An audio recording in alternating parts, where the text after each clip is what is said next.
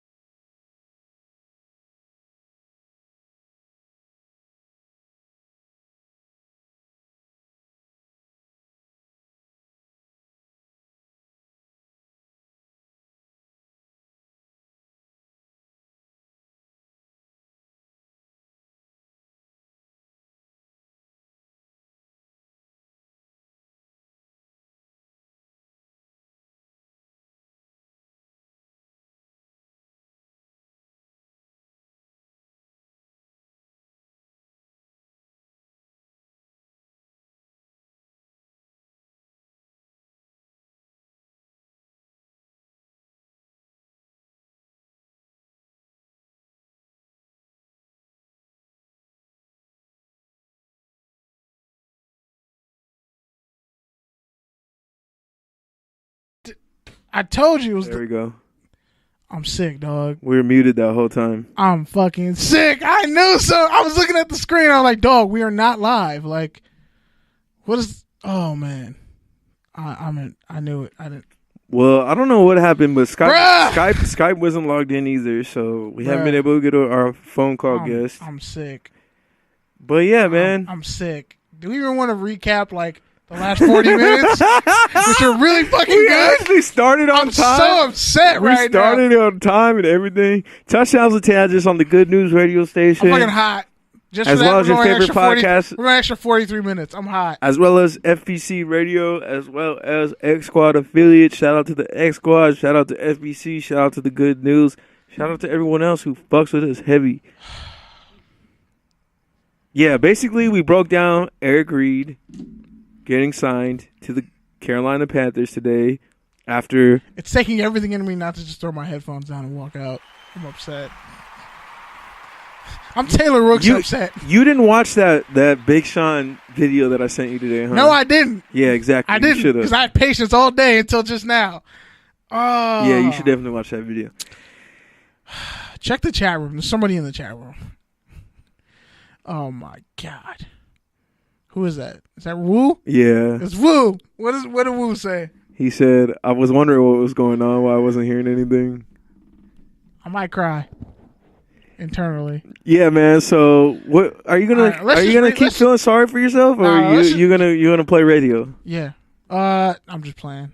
I'm not really all that broken up about it. You seem pretty broken up and scrambled and frazzled right now. Right now? Now, for like the first 30 seconds, like I went through all the stages of grief and like all that shit, but I'm just like, I'm over it now. But bottom line is, Kaepernick, Eric Reed is good that he's signed because he can still play. He honestly played for most teams in the league.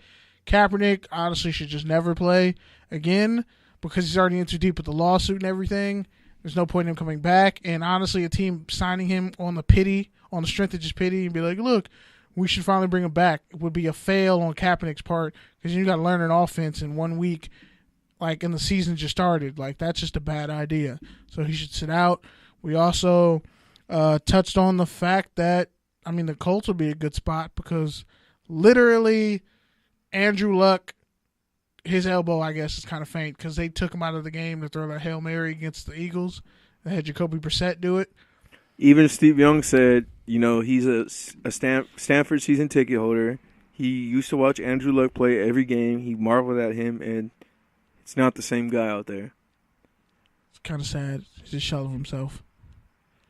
We also talked about the whole collusion case and about how Eric Reed's new deal shouldn't interfere with that because he was a one-time All-Pro. He's a strong safety, free safety, slot corner, inside linebacker, pass rusher, linebacker, and an all-around great player from LSU, DBU, and he deserves to play. And I think his brother being blackballed, and Carolina's been trash. Yeah, his safety, Carolina's safety's been trash. Sorry, for a long time since like Mike Minter.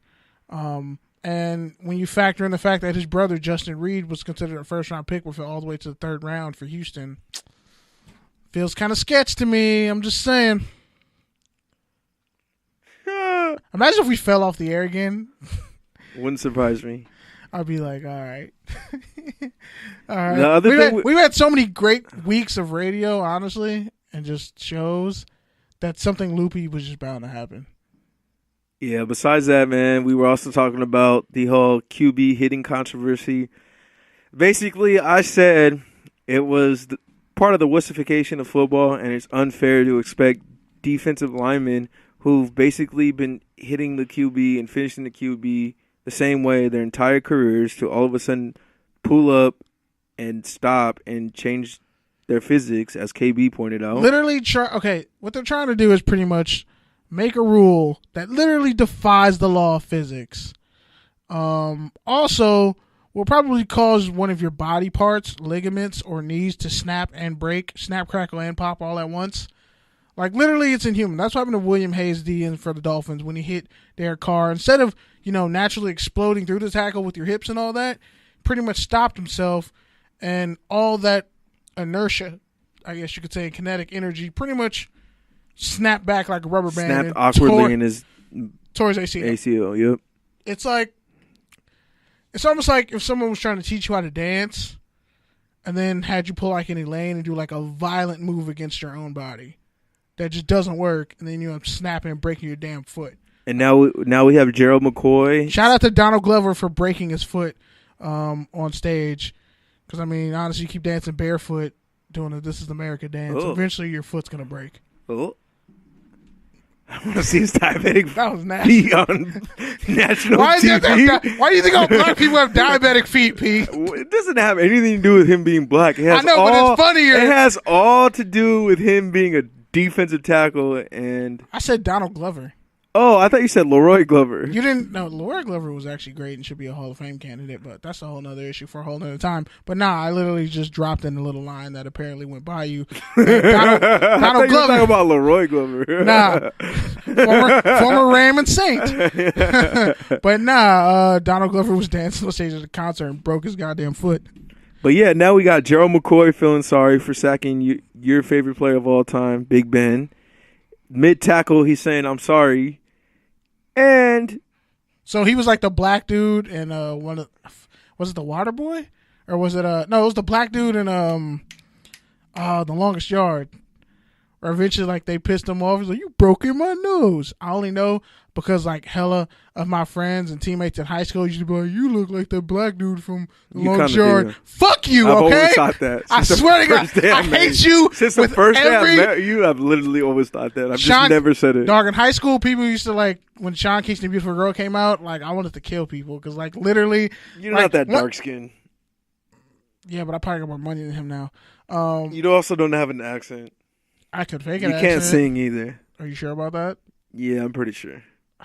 Don't make me do a rendition of that song right now. I'm not going to. Because then it just feeds the stereotype and those jokes are going to come back. No, I'm not doing it. But I used to sing in the choir when I was a kid. I was just tone deaf. But I can hold a note. Certain songs, it depends. And this rule is so bad that even quarterbacks don't like it. Aaron Rodgers hates it. Derek Carr hates it. Big Ben hates it. Tom Brady probably even hates it. He's just too busy cussing out all his offensive coordinators and getting away with it because he's a white quarterback. Shout out to T.O. He was right. Did we miss anything else? Oh, and this podcast is like when you're in traffic and you just say, fuck it. Literally, like when you're on the train, you're just like, literally. Now I'm gonna save that one for the end of the show because some crazy shit happened on the train this week. I got caught up in a quote unquote nigga moment on the train and the bus, but it wasn't me. Like I wasn't the catalyst of the moment. I was just sitting there like 2 feet away watching it all go down. Yeah, man. Basically, this podcast is somewhere between your favorite hood spot, a barbershop, and what was the last one I said? I just had a new one, talking shit in the back of church when you were a kid. There's that. Yeah, that's you. I never did that. Really? Yeah, I didn't do that. You missed out on life. Yeah, bro. I didn't do that. Man, the shit I've done in church as a kid, I can't even say it. All right, and the last point Shout out to my mom. Jimmy G towards ACL, and no one gives a fuck about that. At least he has Kiara. No one gives a fuck about that. If I was Jimmy G, I'd pretty much have Kiara on speed down. I'd be like, yo, it's good. And you shouted out Sean Thomas, who you always forget. Sean Thomas, a Niners fan, yeah. Who you always forget in the Sundial lineage. No, I don't. You always forget him. But I forgot him one time in one tweet. Dog, I was drunk and in my feelings that night. It was a crazy weekend. Almost fell in love. Never mind. Anyways, I'm already incriminating myself. The point is, bottom line was, he was saying CJ whatever. I was like drunk. Is the GOAT. I was like, it was a drunk tweet where I was pretty much shouting out everybody from the Sundial lineage. Nobody gives a fuck. But anyway. Nobody gives a fuck about that. Okay, and the other 30 minutes that we talked about off air was mostly about the Rams game, which the Rams just won. Shout out to my fantasy football team. And Kenny's football team that nobody gives a fuck about. I don't care. Guess what? I'm going to say it anyway. The touchdowns and tangents, fantasy football team tangent, touchdowns underscore tangents, go 73 deep. Yeah, that shit is dope.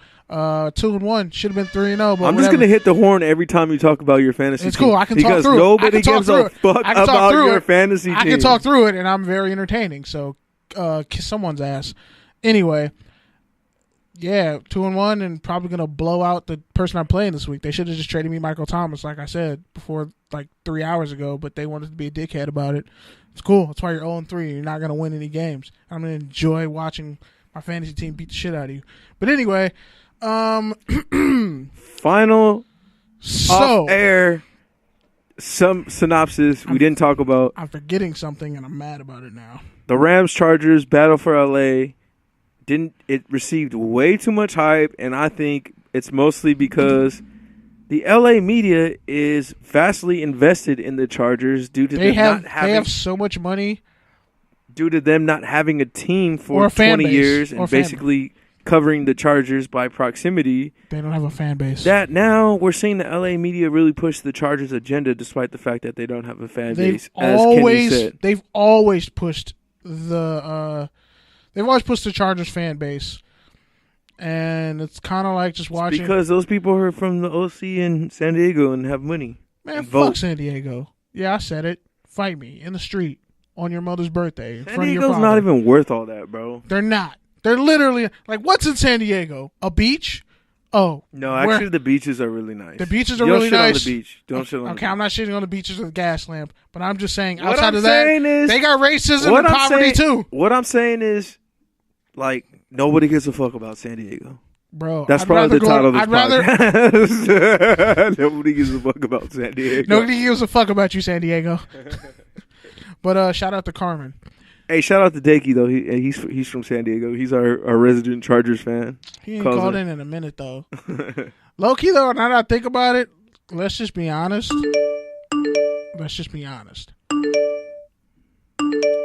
Let's be really honest. Now we're logged into Skype. Damn, I was hoping one more thing would come in because that shit was on point.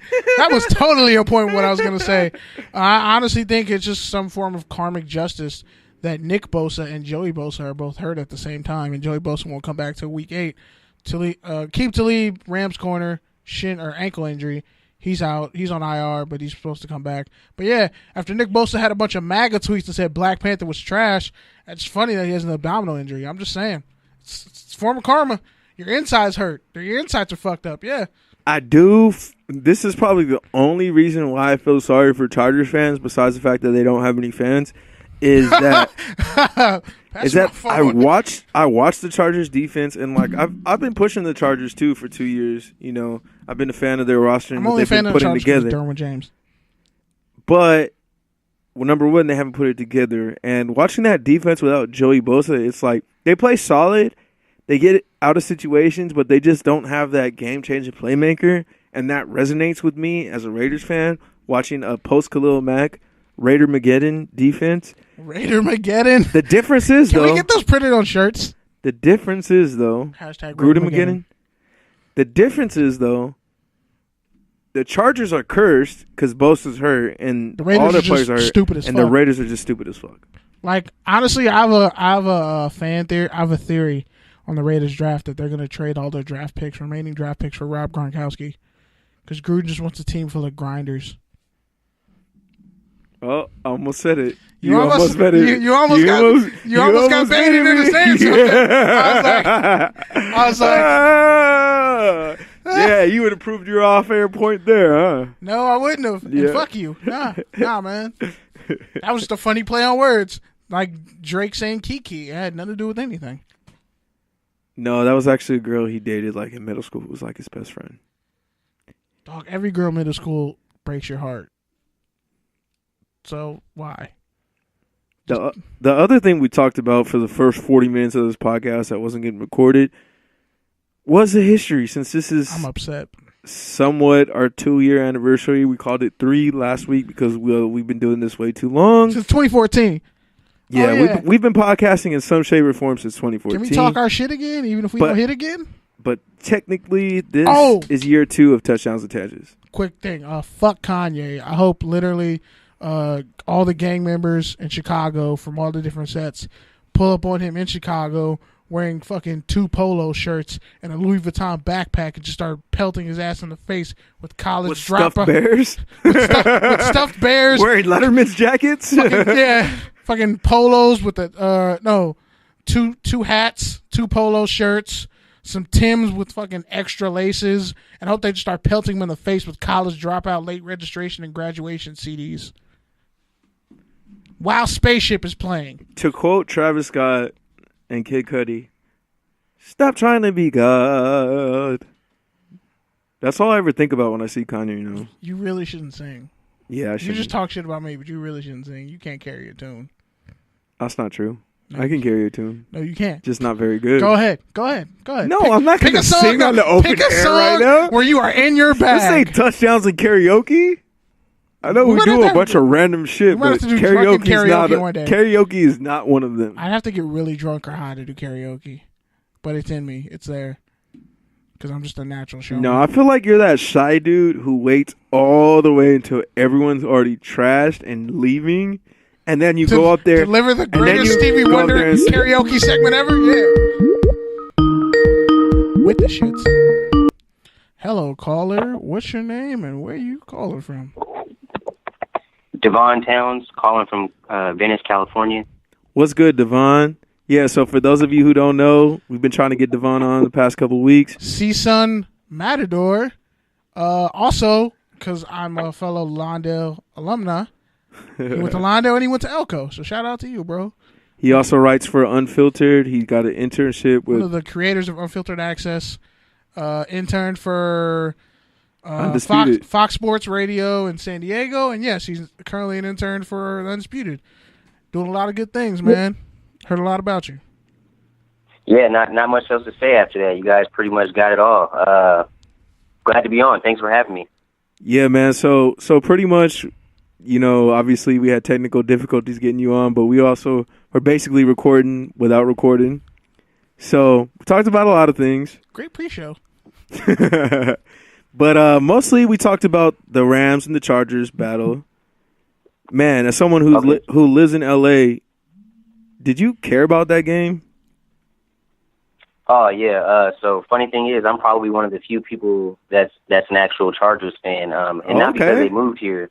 So yeah, I've been a fan for a while. So how do you feel when people like us say that there's no Chargers fans? It isn't lonely at the top. There are no Chargers fans in LA. They're not very many. You're either an Oakland fan, you're a Cowboys fan, or you're a Rams fan now. It's that thing. You got that trilogy of fans running through LA. I feel like honestly at this point the Chargers are becoming the Clippers. Especially if the Rams win it all. I'm a Clippers fan. Don't wish it on yourself, man. It's too late. You spoke into existence. It's the energy you manifest. It's getting there. I'm telling you, it's not looking good right now in terms of just the dynamics of LA. Not necessarily the team aspect. I think the Chargers are built for the long haul if they can find a quarterback to bridge that gap after Rivers. But everybody else, they're ready to go.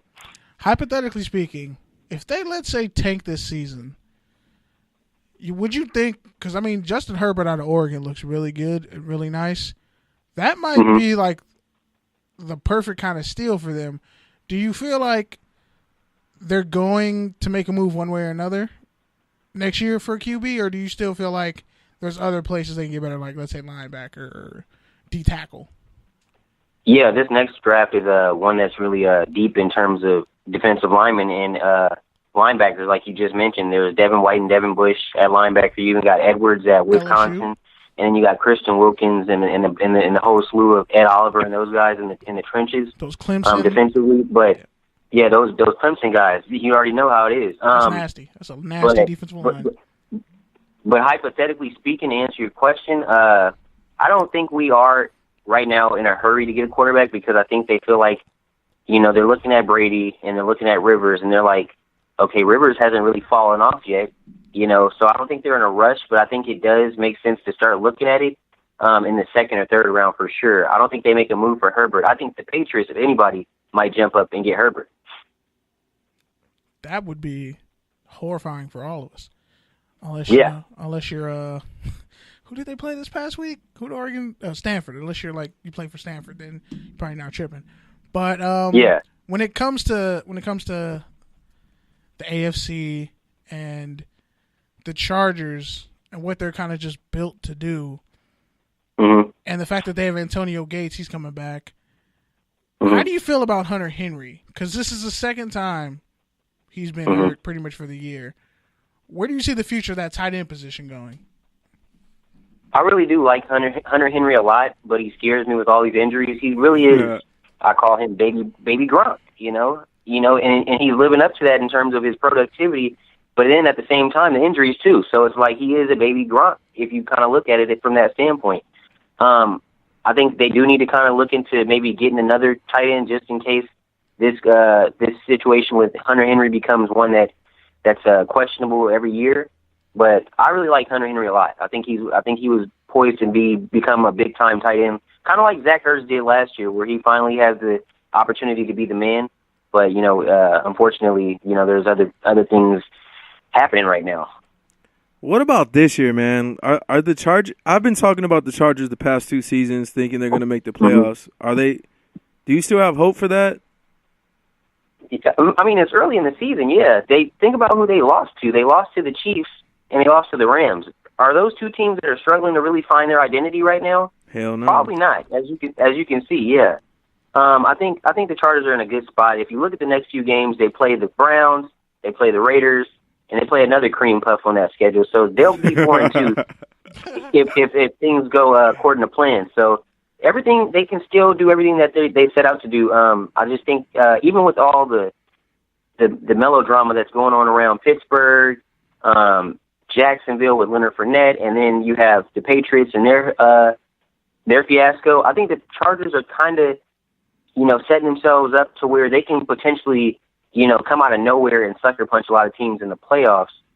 Even the Chiefs, I'm not buying into what the Chiefs are doing. I think every year by about the midway point, they start to hit a wall. So I think the Chargers are still in the driver's seat, in my opinion. I agree with what you say, because the Chargers always finish strong. That's not the issue. The issue is with the hole they dig themselves in at the beginning. So at what point will you start to panic? I'll start to panic probably at about week 6 if things aren't figured out by then. I think they'll be fine. Like I said, week 6 is that really key moment in which they should be about 4-2 at that point, or week 7 they should be about 4-2 heading into that 7th game. Then if they're not 4-2 or they're not 3-3, then I'm a little nervous. But they should be 4-2. But really, it just comes down to, honestly, you already mentioned the flat start, but the bigger issue here is Joey Bosa. Yeah, for sure.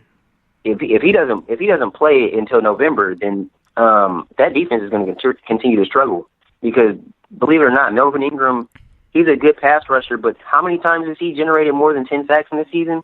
He's only done that twice. He's a great second option. A great second option. He's a great second option. He's Batman. And then Casey Hayward.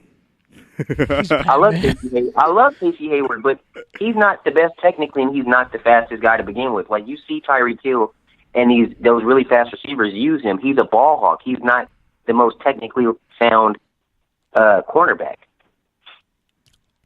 True. So my question to you would be, when do you start to panic? Because I'm thinking week 7 is the time to start panicking as a fan. But from your optics, what are you thinking? I think if they lose to the Raiders, then you would panic, because the Raiders are trash. That's the number one thing. They're trash across the board.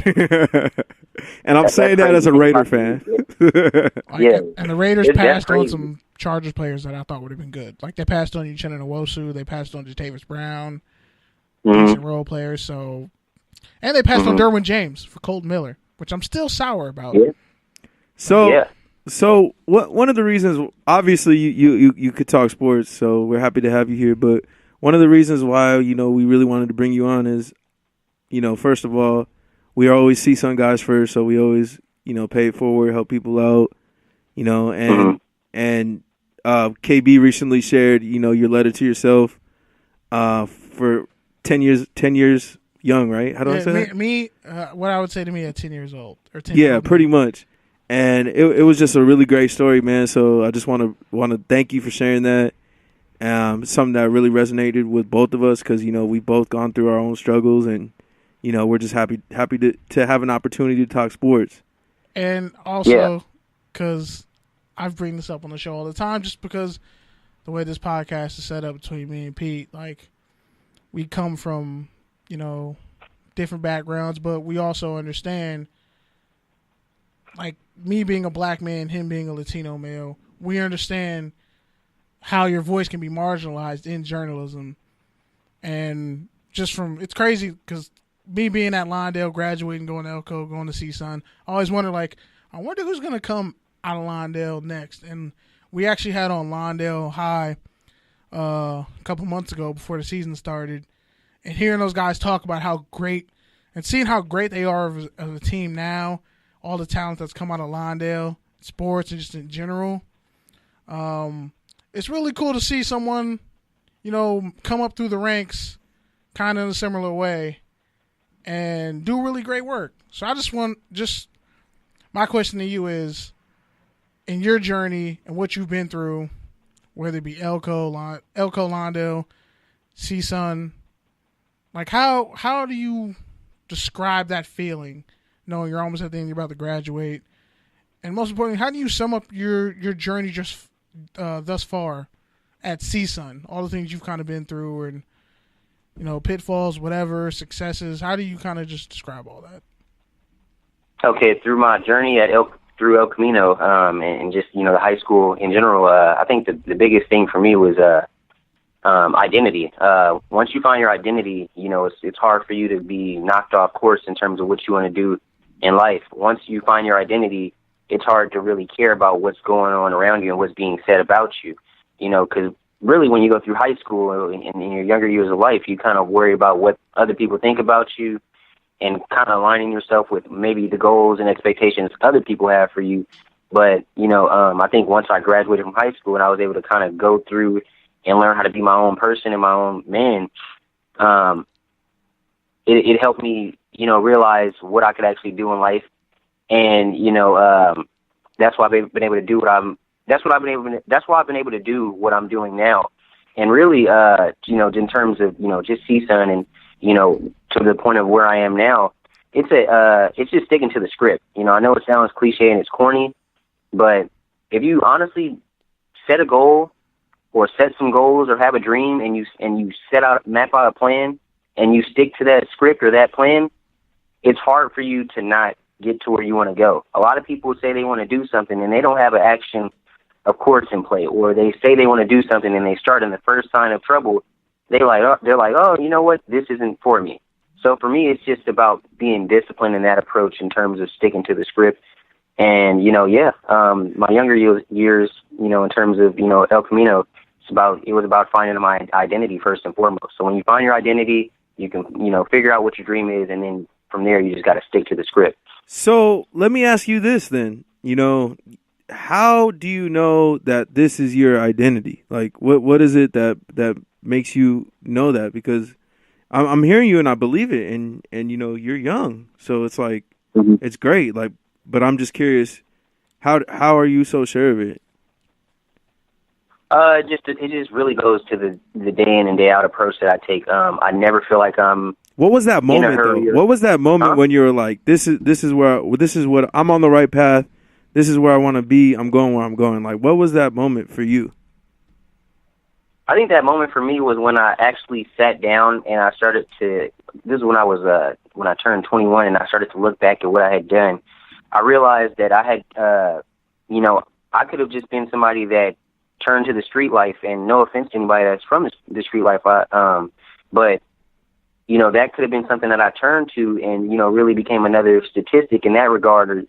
And I just think at the age of 21, you know, you're either, as a black man especially, you're either, you know, in the street life or you're doing something that you have no business doing. And the fact that I was able to, you know, stay out of that mode and really, you know, turn over a new leaf, you know, in terms of my family dynamics, that was really big for me. So it was about setting the tone for not only my family, my siblings, but it was about people after me. You know, I realized that I was doing a lot and that I could usher along a lot of people behind me. So in a sense, I felt like I turned into a trailblazer when I turned 21 because I'm changing my family dynamics by going to college and going as far as I've been right now. And I'm also, with Unfiltered Access, which you guys talked about in the beginning, I'm giving people that have a passion for writing an opportunity to come up and do that and build their portfolio. So just really started to look at everything that I had done since I turned 21, and I realized at that moment that I was doing the right thing. And that's when and like I said, I became a trailblazer at that point. You know, that's what I define myself as at this point. Yeah, man, that's great to hear. That's big, man. It's weird because like I read your story and it's like it's almost like some of our circumstances were pretty similar in how like going from a JUCO, stepping up to CSUN, and kind of just hitting the ground running. So I really respect your story and kind of what you've been through, man. And so as far as CSUN, like what's your proudest accomplishment, whether it be a story, whatever it is? What are you most proud of just working on? You know, it could be growing up filter actors, whatever. Because I know a couple of people that we both know actually write for that site, and it's kind of crazy just how like connected, like the just CSUN and that whole journalism network is. Honestly, my proudest moment was probably when I I actually got a 4.0 during the semester. You know, that was like 2 semesters ago when I was just really going hard. Yeah. That was probably my proudest moment because that taught me how to, one, stay disciplined in my practice, but two, just really figuring out ways to maintain those grades and get that and maintain that level of excellency because, you know, that's not something people do every day. And I think that's carried over into it's carried over into how I carry myself on a day in and day out basis now. You know, I move with a lot of discipline and I move with a great deal of hunger and hustle that I feel like most people my age really don't have. You know, that's something you develop as you get a little older. But, like, I feel like I'm really ahead of my time in terms of the way that I think and operate and carry myself. So that was probably my proudest moment. But I also learned, honestly, from my lowest of moments at CSUN, and that's when I first got there, and, you know, I didn't take the courses that seriously. I didn't fail a course, but, you know, I ended up getting basically, I barely passed with like a 70% in one of my courses, one of the toughest journalism courses I had. I don't know if you guys ever had Professor Eisenstock. No comment. I got really bad things to say about her, but whatever. I got great things to say about her, but me and her we had a beef, but whatever. She was a gift and a curse, you know. Pretty much. She gave me a hard time the entire semester, and it was just really confusing in terms of what I learned. But at the same time, it taught me that, you know, I can't let someone in front of me dictate my own results if I can be in control of the end result itself. So, yeah. Facts. But, yeah, man, I got to ask you. You ever did you take journalism law, J400? No, I didn't. To be honest, I'm more of a communications guy than anything. The journalism aspect is really my minor and emphasis. My minor, yeah. I feel it. Some of the courses you guys have taken, I probably haven't taken yet. I was flipped. I was a journalism major and a comms minor. It's actually a good combo because you learn both the theory and the practice. Yeah, I was journalism and business law, and I was kind of just dropped business law. Exactly. But yeah, man, let me ask you this: what was your favorite moment of covering the Super Bowl? What's the moment that you remember the most? Oh, my goodness. Okay, so I'll go to the halftime story. I have probably one of the best halftime stories of anybody probably at the Super Bowl. I'm literally, I'm just going to take that crown. I'm sitting there at halftime. I like this kid. I like this.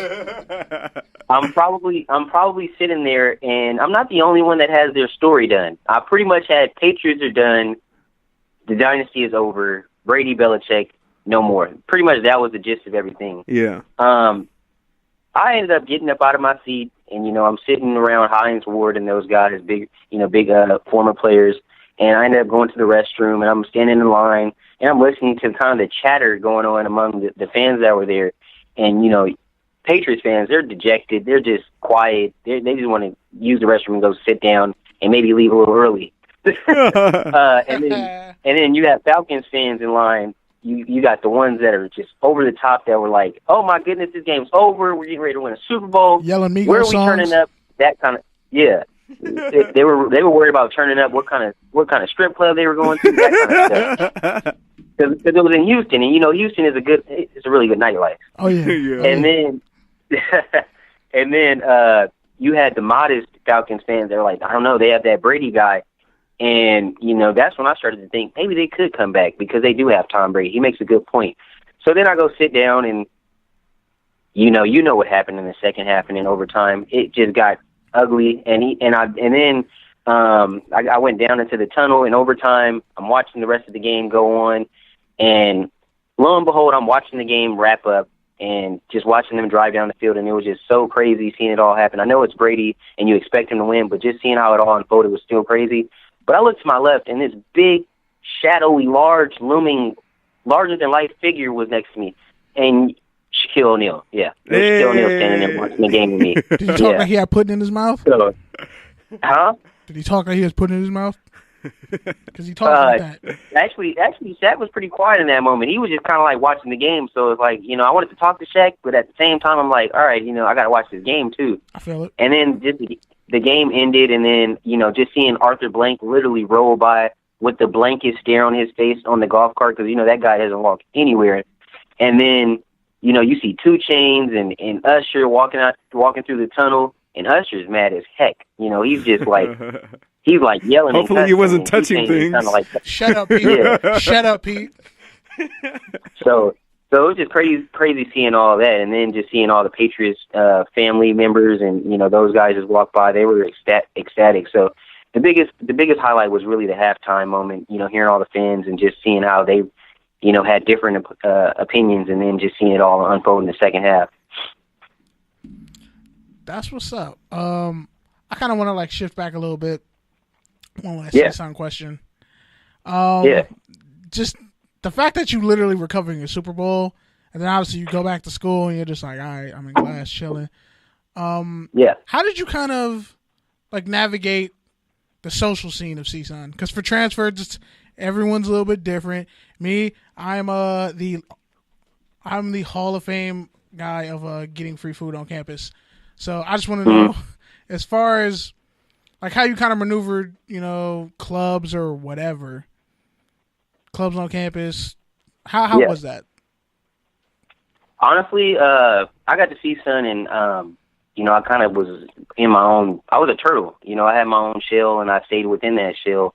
I knew a few people, but I didn't really branch out. I didn't try to join any clubs, and that probably was my downfall early on.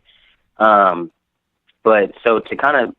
I really came out of that shell after the first semester at CSUN. My second semester was when I really started to get active, because I did so well. Besides Eigen Stocks class, I did really well. And this society reached out to me. It was a society, huh? SPJ, Society of Professional Journalists? Was it them? No. It was like an honor society. They reached out to me because my grades were so high. Yeah. So I joined that, and that kind of helped. But mainly, I met someone in my classroom. Her name was Joy Sams. No, not Joy Sams. I'm sorry. Her name is Joy, but she is one of the next big up and coming people in the radio industry in terms of the hip hop world and dynamic. She's interning at Sony right now, and she was at Universal over the summer, and does stuff with Power 106. But I did a podcast with her before she started to get big on me. We did a culture podcast, and just that, I think that really kind of helped me network with people, because I had people listening and they were really intrigued and they wanted to get to know me. And then it's just I started to realize that podcast and just meeting different people in general and talking to people really made a difference, especially in the classroom, because then I felt comfortable. I didn't have to worry about, not expressing myself and not being understood, that kind of thing. It became more of a community after that podcast, really, with Joy. That's what's up. So as far as, getting more immersed in campus life and networking, all that, and then, again, you literally covered the Super Bowl. There are people who work most of their careers and don't do that. And you have unfiltered access. You're creating a platform for yourself and others. Where do you see yourself in the next 5 years? In the next 5 years, honestly, writing is my bread and butter right now, but I understand that the writing industry is dwindling, and that's why you guys have a lovely podcast and you're on a radio station. Thank you. So, yeah, my biggest thing is, moving in front of a microphone or in front of a camera. So either a podcast is my biggest thing that I'm looking to do, or moving in front of a camera, whether that be here in Los Angeles or wherever somebody wants me. But I see myself in front of a camera doing my thing, really just starting to really pick up in that aspect, because I feel like I have a lot to offer in front of the camera, personality wise, and then just my dedication to, putting together an outline to talk about things and make points. And then just, the industry is, it's ever flowing. So just all the connections that I have, I don't see why I couldn't move in front of the camera. I just want to say you don't have to pick, man. Like you can do it all, and just stay true to yourself. If you love writing, don't let the money discourage you. Don't get jaded like me. Or me a little bit. But nah, like you can do it all. You can do it both. Feed your own platform, but also, like you said, branch out, do your own thing, and talk to Lincoln. Like the first thing tomorrow or whenever, go talk to Lincoln in Valley View. If you really want to do it, talk to Lincoln. And there's a couple other people there who you can reach out to. And find Stacy Long. She does PR. But yeah, man, it was great talking to you, man. You really like reignited something inside. I think both of us too. Just your hunger, it's good to everything see the you youth got winning, going man. on. Yeah, man. It's good to see the youth winning. Really proud of you. Keep up the grind. But before you go, plug up all your social channels and where our listeners can find you.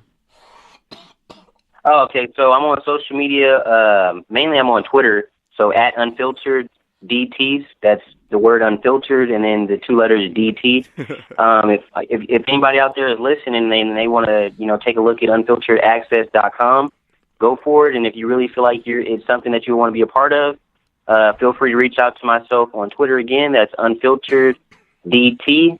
And then, we have the site Twitter as well, which is Unfiltered Access. That's unfiltered, the word AXS. Guys, thanks for having me on. And, you guys can still do whatever it is that you want to do. Just, really reach out to people and, people like myself, trailblazing. It's about who you know. Yeah, man, definitely. That's why we're connecting and trying to build together. Yeah, you never know. Down the line, we might end up having something, on a nice big platform. So yeah, man. Well, if you're ever in Culver on a Thursday at 8:00, pull up on us. Yeah. We got plenty of chairs over here. Yeah, think about think about integration for your platforms, podcasts, whatever you want to do. Start small. Yeah, and just branch out that way. You can never go wrong with it. I'm of the Lil Wayne mindset where you do it big and let the small fall under that. Hey, so, hey, shout out to Wayne's birthday. Bars. I'm just waiting for the Carter 5. That's about it. All right, guys. I'll let you guys. You have a great night. Have a good night, worries. Man. Yeah, man, that was a great call. Oh my God, I can't stop coughing. I know KB loves when he hears some spark and enthusiasm from the youth, and definitely trailblazing, paying it forward. Anytime young black men are successful and doing it big and calling their own shots, I love that, because the narrative in the media is something totally different, and I really don't like that. And also, like, it's crazy the fact that this kid went to the same high school, same junior college, same college, making waves, impacts in the journalism department. That's pretty dope. Like, honestly, there was really, in the journalism department at T-Sun. I know, I couldn't tell. You were gigging out over C-Sun the whole talk. Shut up. Anyway. No comment. Conflict of interest, but honestly, we'll have a different setup for that, because like I don't hate T-Sun.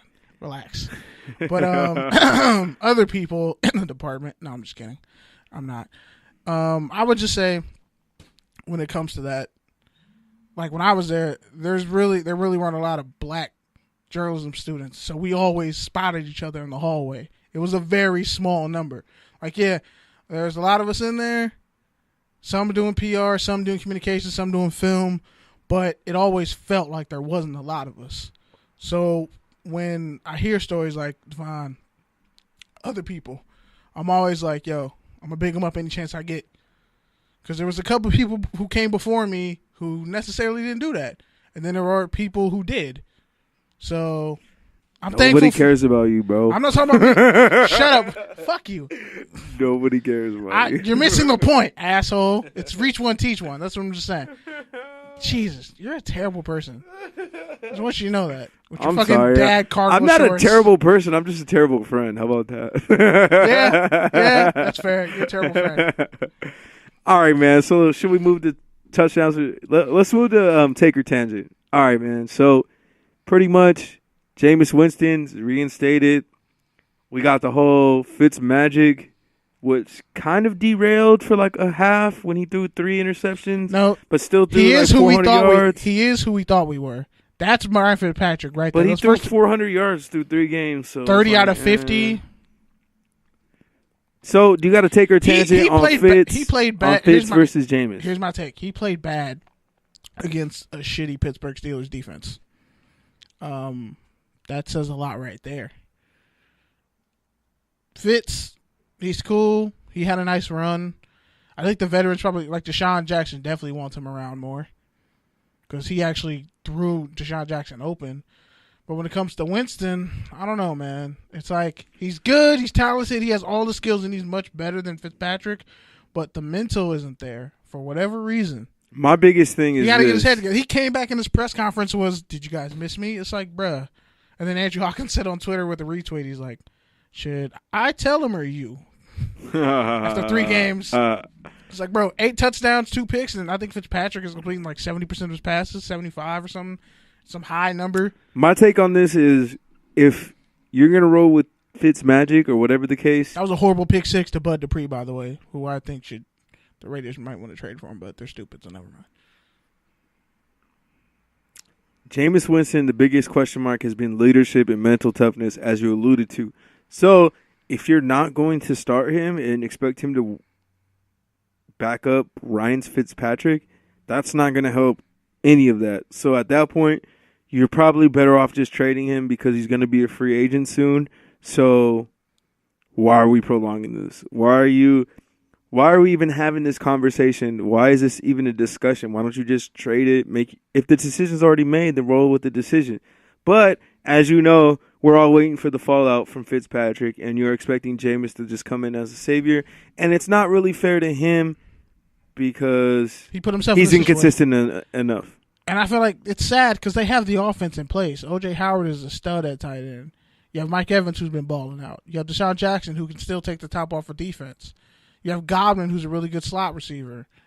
The Humphreys kid or whatever. I think he's not hurt. But like, I think he's not hurt. Ronald Johnson, Peyton Barber. The run game is still trash, but like, shout out to your boy Ronald Johnson. Ronald Jones. I mean, 4.6. He ran a 4.4. Seriously. At his pro day. He has 4.4 speed, dog. Which is where they also have Nike Combine. So let's put that into context. Okay, you want to talk about your Nike Combine?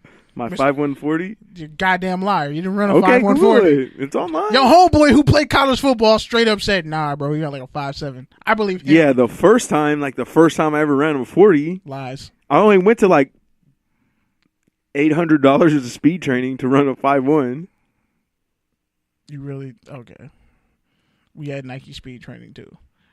Cats didn't get that faster. I did. I had horrible technique. Bro, I literally had Deion Sanders tell me I had great technique. What don't you understand? I don't believe you. Okay. You have a barrel chest and I see how you walk upright. I don't believe you have perfect running technique. I mean, I didn't say I was fast, but I had good running technique. So you're saying you're not really fast. You're just... I learned how to do the drill from $800 worth of investment. I learned how to. A track coach taught you how to run, pretty much, because that's how you get your time down. Pretty much, yeah. What to say, dog? Multiple track coaches. It was like I literally went to like 4 different speed coaches. It's sad. Like I went to Velocity. I went to the Velocity in the South Bay. No, there was one in Corona at the time. Okay, that's what's R.I.P. I think there was one in. I think there's still Velocity in the South Bay. But yeah, that's man, when it comes down to it, man, just to wrap up this whole Fitzpatrick thing, I honestly don't see a situation where it's going to end well for Tampa. So they're probably going to be sucky again this year. And, yeah, Mike Evans and Deshaun Jackson, O.J. Howard are going to be pissed off. All right, man. Here's the one I've been waiting for. The Oakland Raiders, the John Gruden Raiders, 0-3 at home, desperate for a win against the Cleveland Browns, who are riding high off their first win in damn near 2 years, led by, yes, that's right, a former Raider coach, Hugh Jackson. We got Hugh Jackson versus John Gruden in the Bay. Do you got to take her tangent on this? I hope the Browns beat the living shit out of them. I hope the Browns beat the silver. Are you rooting for Baker Mayfield right now? Are you literally going to sit across from me? I'm rooting for Myles Garrett. I'm rooting for If Christian you Kirksey. pick up Baker Mayfield off waivers, That's I'm going to nasty. be pissed. I have Drew Brees, first I'm going to off. be pissed. I have Drew Brees and Tom Brady. I respect myself. You don't know shit about fantasy football to even say something like that to me. You should just apologize, honestly. That was nasty. That was okay, that was continue sick, what you were saying. You Anyway, hope they beat the dog shit out of the Raiders. Denzel Ward. I feel like a real Ohio State corner? Yeah, a real Ohio State corner. A real one. A real one. Not one with degenerating shins and hamstrings. I'm just saying Tre'Davious White was still on the board out of LSU. He was a captain and a senior and a ball hawk out of LSU and can hit, tackle, and punt return. And the Raiders passed on him. I don't know why. And he's still one of the best cornerbacks in the league. Don't know why. Don't know why the Raiders pick trash corners. I just don't. Right. I don't get it. Man, I hope they get the shit beat out of them. And I almost picked up Duke Johnson in fantasy football just because I know he'll probably get hella catches and he's going to be on a linebacker who none of which can cover him. None of them can cover him. Nick Chubb might score 4 touchdowns. all Joe right, man. going to seem right killing Eric Harris. Can I get in here now? Go for it. This is a must-win for the Oakland Raiders, and here's why. Not only do you have the storyline of Hugh Jackson coming back to Oakland as head coach against John Gruden, but for those of you Raider fans out there, you might remember Reggie McKenzie, current GM, came into the fold, fired Hugh Jackson after an 8-8 season, largely because he abused his power, but mostly just because he wanted to get his own guy in, whatever that means. And fast forward all these years, Reggie McKenzie is now neutered. He's losing his power to John Gruden. John Gruden is abusing his power. And guess what? The Raiders suck.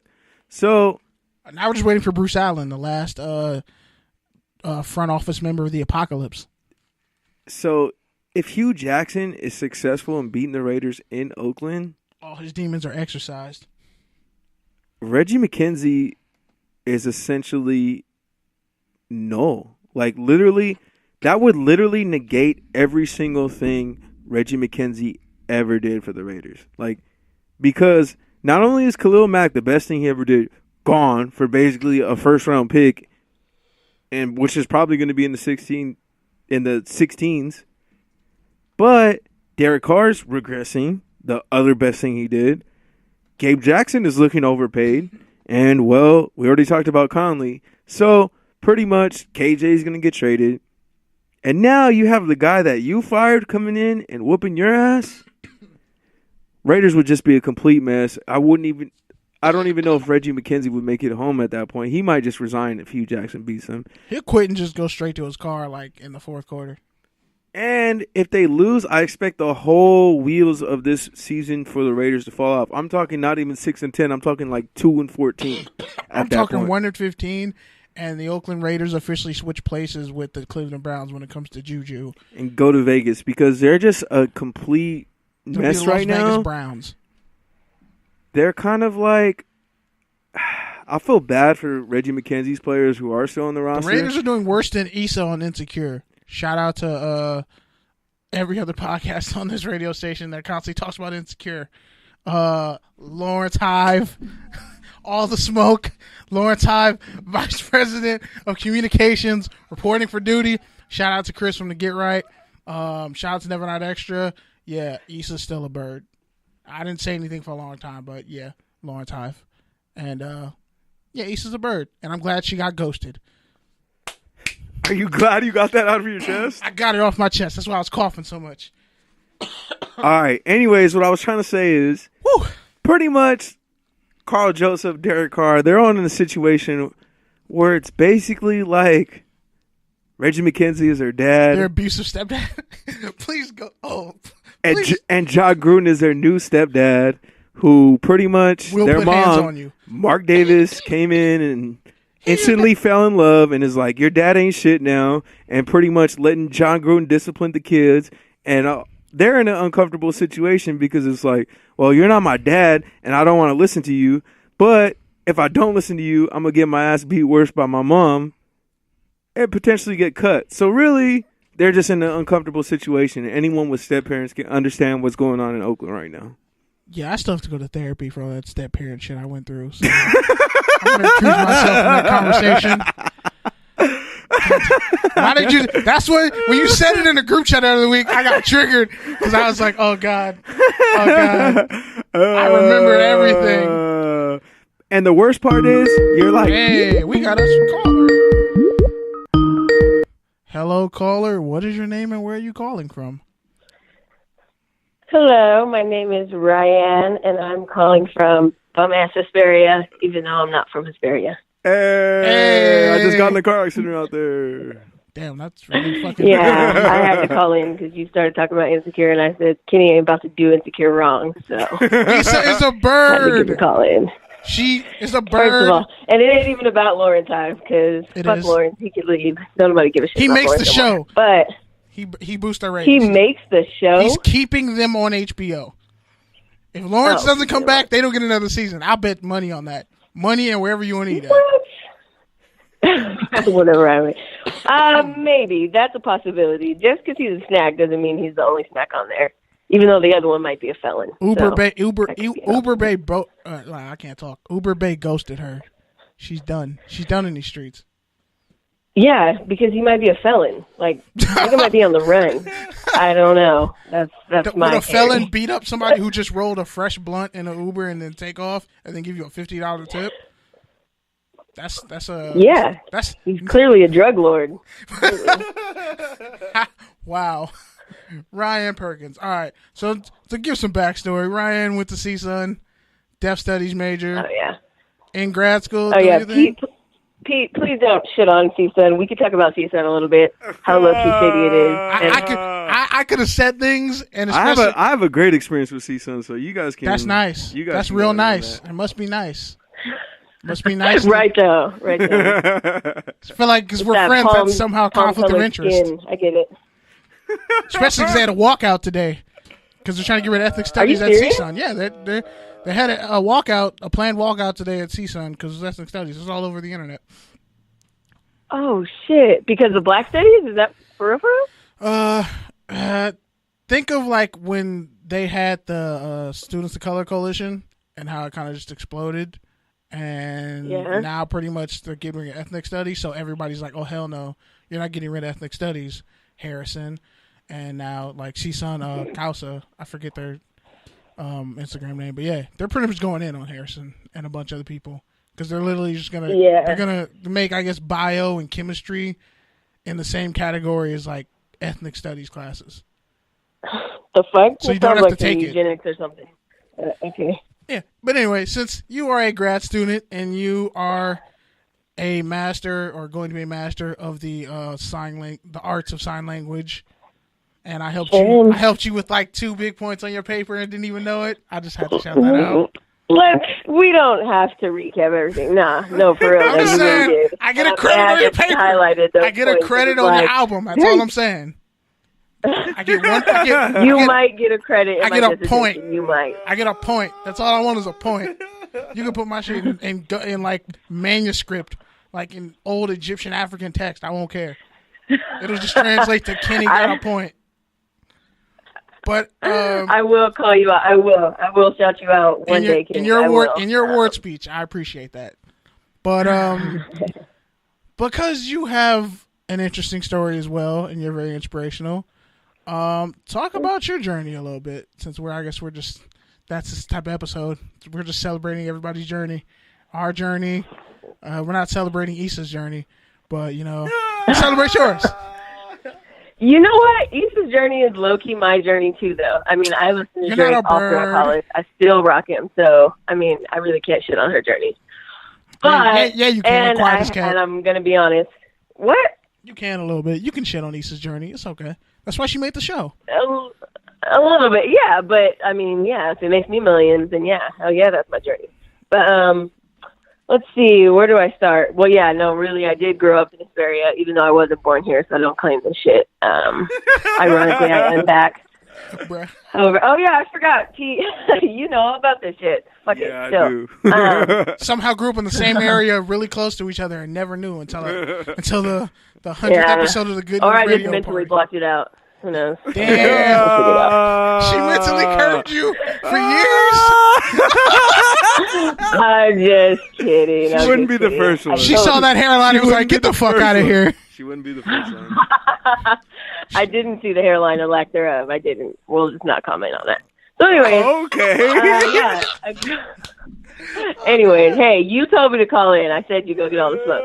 So anyways, I grew up here in Hesperia. Well, most of my life at Sultana High School. Fuck it still. Eastville? Moved down. My sister goes there. Yeah, moved down to San Diego when I first started school as a communications major. Shout out to being indecisive as fuck. And then from there, I moved. Oh yeah, sorry again, not trying to shit on you, Pete, but just communication major. It's low key general. I'm a comms minor, not a major. Now he wants to downplay. I'm a minor. Oh, He threw it in my face the whole time. Yeah. Okay, got it. So just a tip. I get you. So anyway, so I went down to San Diego. You don't hit that goddamn sound effect, Pete. Whatever. There's nothing new. So I went down to San Diego. I started college there, but just didn't really know what to do. Started sign language classes. I was dope as fuck at it. Kept going. Moved up to Santa Barbara. Partied way too much, so I figured I should probably transfer and actually do something for real. Which is how I landed on CSUN. Yeah, right. And then they had a really good deaf studies program. Low-key all white. Low-key racist sometimes, but still a really good program. And that's where I met some of the realest people that I still know to this day, i.e. Daisy and Kenny. Didn't know you then, Pete, but, we're getting there. So, yeah. And we were that bored. We were that bored. We are still that bored, man. We really are. I put it on my cap. For real. Yeah, and then at CSUN, I don't know. I didn't hate CSUN. At the time, I was like, okay, it's cool. But there were just a lot of low-key, high-key microaggressions all the time. That random ass cotton tree that was right in front of the Africana Studies building. Still don't know what that was about. Oh, but we're not even gonna talk about the building I was in. You remember that? Yeah. But anyways, it was cool for the time. But I was still learning a lot and still figuring out just how fucked up the world it really is, even when you're in an educational setting. And it's almost like the educational motherfuckers are worse because they know how to go about it on the fly, and you have to catch that shit. No, you're a fucking snake in the grass. I see your ass. And it's not even grass. It's fucking concrete. That shit is hot as shit in the valley. Anyways. So I graduated from there with honors. Shout out to that guy that was on not too long ago talking about his 4.0 GPA because, I did have a 4.0 all throughout. Son, even though Shivalo almost tried to play the fuck out of me. I was like, lady, if you put a minus on there and fuck up my GPA. Did you just name got names it right, though. With CSUN's potential Rachel Dolezal? I might. We always wanted to say everyone knows it. Who's been at CSUN knows that, but we just don't say it. Literally everyone. And the crazy part is that she teaches intro to black culture, and I'm like, Liddy, you need intro to black culture. You're wearing a fucking turban on your head. It's not even African, this lady. Oh, man. Yeah. Remember we were at the Black House and she wore a dashiki and had an African headdress? I was like, did she get her cues from a black church? Because she likes some... Yeah. One day we're going to talk about white people shouldn't be teaching Africana studies. We got to talk about that one day. Thank you. Exactly. That is a huge issue, especially when that black person fucked an Ethiopian guy just to have a black daughter. Let's just be real. So, anyways. All right. Hey, this is reminiscent of our old podcast days. The hottest takes and realest. But all right, go ahead. Continue. Well, anyway, so it was cool, but now, after that, after I graduated from CSUN, I was basically I'm not living in the Valley. I got a job at 2 different colleges, the last one being at Fullerton College, which is right next door to the CSU Fullerton. Orange County is high-key racist, and I was just that's not even real Orange County. That's North Orange County. That doesn't... I never... People consider why Fullerton was Orange County. Because it's right next to IE and LA. Like Orange County's like it's south. like the 7-Eleven in the like middle of San nowhere. Diego. Like that's Orange County. It's like the Barstow of Orange County. Yeah, pretty much. But nicer. Okay, all right, I'll give you that. Nicer All right, Barstow. Yeah. The nicer part of Less Barstow. mathematic, but yeah, I'll give you that. Definitely.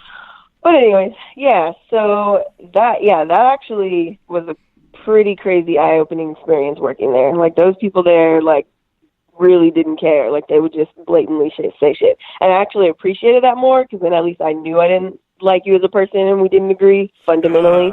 Instead of me just trying to figure it out through weird innuendos and just backhanded compliments and shit. But yeah, so then after that, now I am a full-time teacher. You know this though, Kenny, right? I was like, I'm not just like dropping a bomb. I am a full-time teacher now, an ASL teacher up in the desert, trying to educate these young minds. Where at? Help them to be what they need to be. In Phelan, California, next to Astoria. I know where Phelan is. You don't have to explain where Phelan is. But the audience doesn't know. What the audience doesn't know. And what college are you getting your master's degree at? University of Northern Colorado. What school are you teaching at, though? Vincent Jackson with the Northern Colorado. I don't think she can she say that? Can she say where she's teaching exactly? Are you allowed to say that? I don't know. Maybe I shouldn't. Maybe I should think about that when I'm not on painkiller. Probably not. But she already said feeling, so it's like Pete knows. I mean, there's only like I don't know what grade you teach, so that's more of what I was asking. Okay. Oh yeah, that's fair. Well then whatever. That, I teach that high you can school. answer. It's really not that big a deal. Yeah. So I teach high school 9 through 12. I have all grades, so I have all types of fuckery all the time.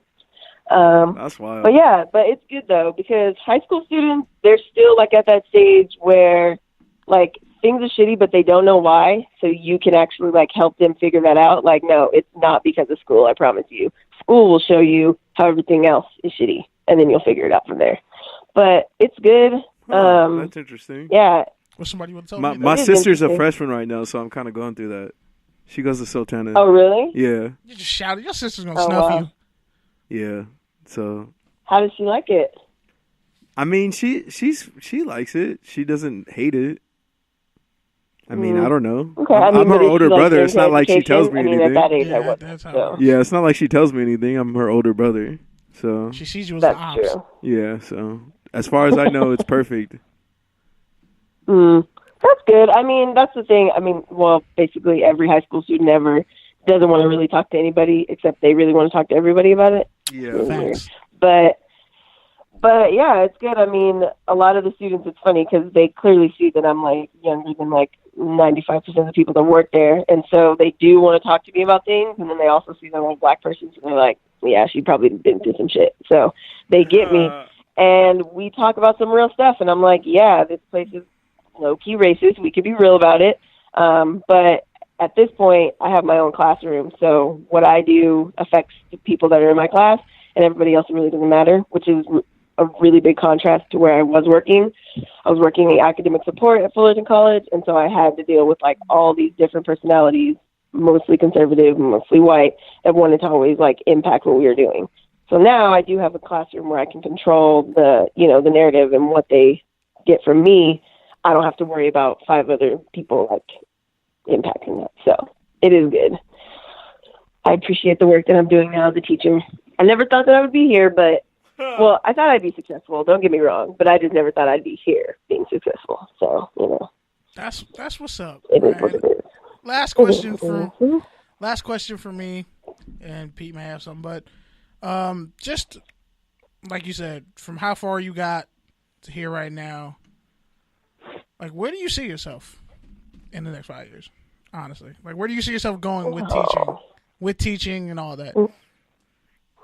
Cliff notes. In the next 5 years, right? Yeah, Cliff notes. Because I have a lot. I mean, I have a lot of things, especially in the next 5 years. Like, I'll be pushing 30. Oh shit!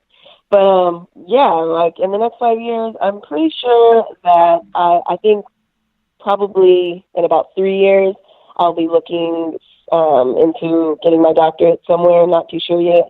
It might be DC. Yeah, actually, me and Dave have been talking about that, so that might be a thing. But we'll see. Never know. But and now with the recent revelations of what she's doing, I'll let her save that for when she comes on. Has she come on the podcast? Not yet. She's like really busy doing. She's like a star now on Black Panther. So yeah. Well, right, exactly. So I was like, I'll let her divulge. Shout out to the animated Black Panther series. Yeah, literally. Have you not announced that on your show, Kimmy? I just did.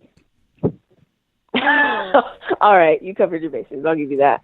But yeah, I probably would want to go out of state because I really want to see.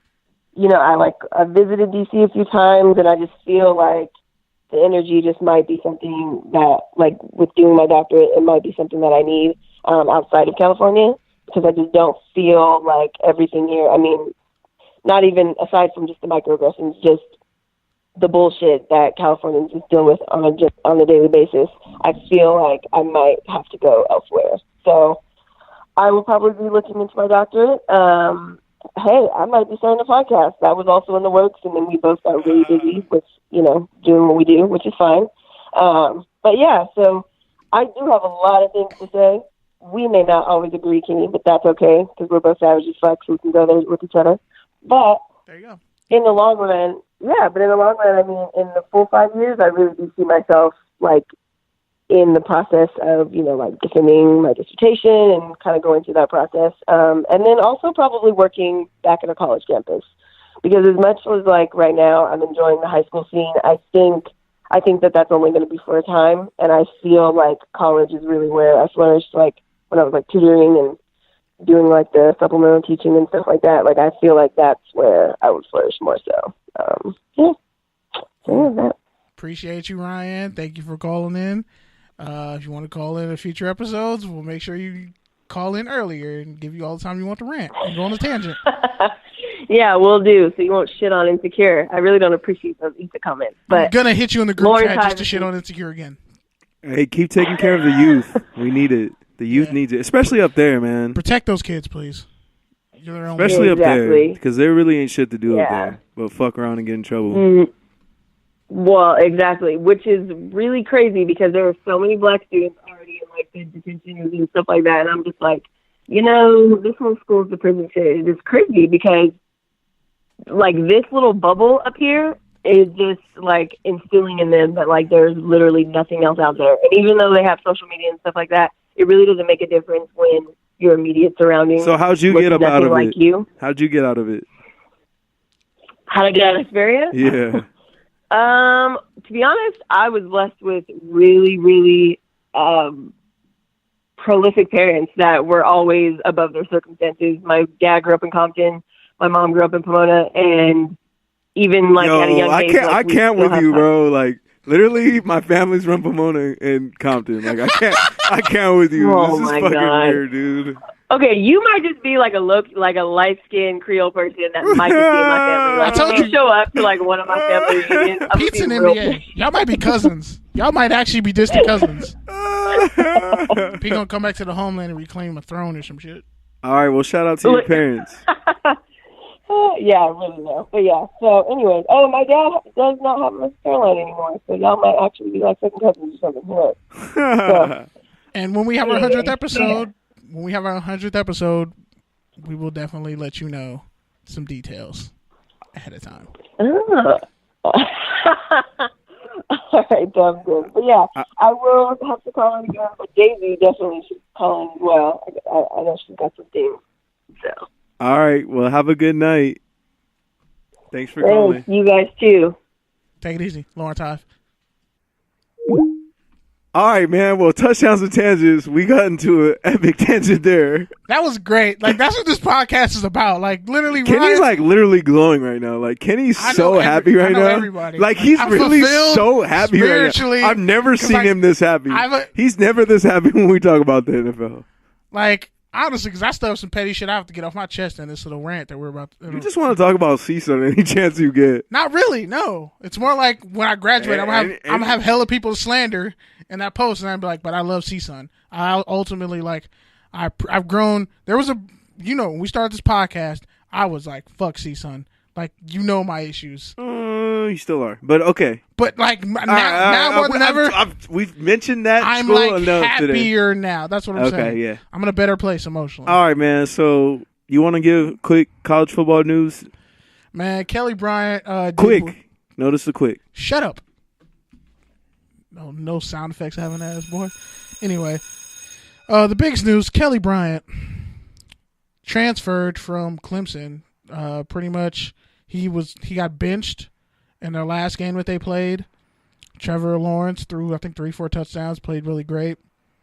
And Bryant was pissed about it. He was like, it was a slap in the face. It was disrespectful to me because I played good enough to win. I felt like I did everything right. Yeah, he wasn't the best passing QB, and honestly, he wasn't that great against Alabama, but he did lead them to 2 playoff appearances and only had like 2 losses. I think he went like 18. He had a really great winning record. Not 18-2, but he had a really great winning record when he was a starter. So he's transferring, and now because Dabo Swinney, the 4th game, he pretty much benched him for the 4th game. Now, essentially, he can transfer anywhere he wants to, and he doesn't lose his senior year, which is great, which is what a lot of coaches should be doing, but I guarantee you they're not. We're going to touch on that shit next week.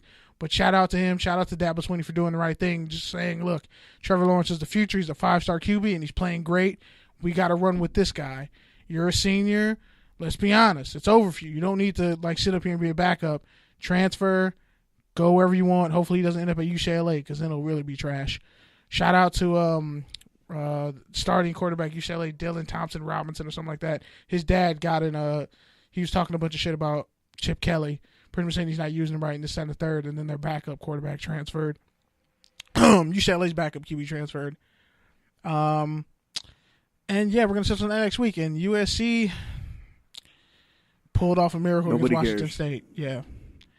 Pretty much, Shouldn't have been that close. It really shouldn't have been that close at all. Texas Tech is the best team in Texas, apparently. Story of Clay Helton's career. Exactly. USC? Yeah. Well, trust me, we're going to go really in depth. Is that the title of this podcast? Shouldn't have been that close. It shouldn't have been that close. And then whatever the first part we said in the episode, no one gives a fuck about you because it shouldn't have been that close. Oh, that's perfect. That was the title. That's perfect. All right, man. So I got to shout out a couple of things. Petty person of the week is Ray Lewis. Shout out to him for adding raccoon sound. Adding Chad Ochocinco and starting Twitter beef by basically showing videos of him essentially knocking Chad Ochocinco out of the game and being the reason why he was probably gonna have CTE. But which isn't even tough because bro, anyone can do that. Yeah, and finally, shout out to the rookie QBs. We didn't get to talk about it, but yeah, Josh Rosen's getting his start. Baker Mayfield's already getting his start, so we'll have that review for you next week. Josh Allen's probably trash, but whatever. He played decent. And final rant, take it out. One last minute. Final rant. Drew Brees is one of the greatest quarterbacks of all time. I'd say the greatest because, well, he's 418 yards away from passing Peyton Manning for the most passing yards of all time. He just passed Brett Favre for the most completions of all time, and he's up there when it comes to most touchdowns of all time, and he's the most accurate passer of all time. So, Pete, you're full of shit and you're wrong. Jeff Goff's not a system QB. Jared Goff. Whatever. I'm going to keep calling him. Whatever. Fuck it. I don't care. I don't care. Anyway, yeah. Drew Brees is the GOAT. Lawrence Hive. And if I forget anything else, I'll just get it on Twitter. But yeah. Yeah, man. So pretty much I've been going through some shit this past week, per usual, but extra this week. Some shit that I couldn't even control happened to me. As they say, man plans and God laughs. So that's pretty much what I've been going through. And one thing that kept me off the edge this week, Big Sean's video about patience, man. If you haven't seen that, you should watch it because it's really truth. The real test of character is what you do when things happen to you and you're kind of waiting for them to play out.